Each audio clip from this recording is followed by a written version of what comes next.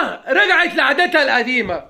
لعيبه الزمالك رجعت تحرق دم جمهورها. حرام عليكم، هو انتوا يا جدعان ما عندكمش ضمير؟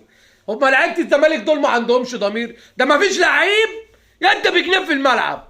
ما فيش لعيب النهارده يدى بجنيه في الملعب. اللعيبه زي الزفت والبروف زي الزفت. البروف يمشي يا جدعان، ارحمونا ارحمونا. دي احنا تعبنا، دي احنا جالنا السكر والضغط يا جدعان.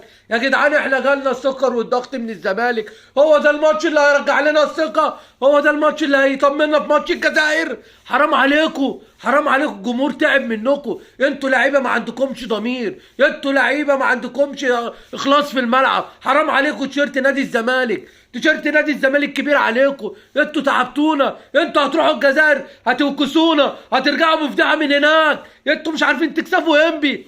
انبي اللي هو اخر الدوري، اللي بيتغلب من طوب الارض، اوسخ دفاع في الدوري، اكتر فريق داخل فيه جوان. مش عارفين تكسبوا انبي اللي بيتغلب من طوب الارض. النهارده ولا اداء ولا لعيب ولا لعيب. اذكر لي اسم لعيب لعب كرة النهارده في الملعب.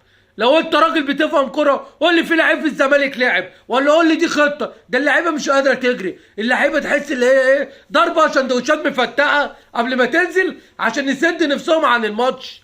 النهارده اللعيبة واكلة مفتقة يا جدعان.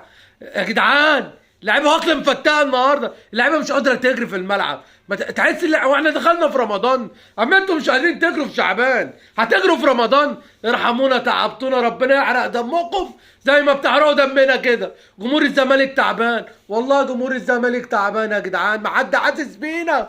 لعيبه ما عندهاش دم، لعيبه عاله. عايزين لعيبه رجاله. لعيبه الزمالك مش رجاله، لازم تفهموا كده. لعيبتنا مش رجاله يا جدعان.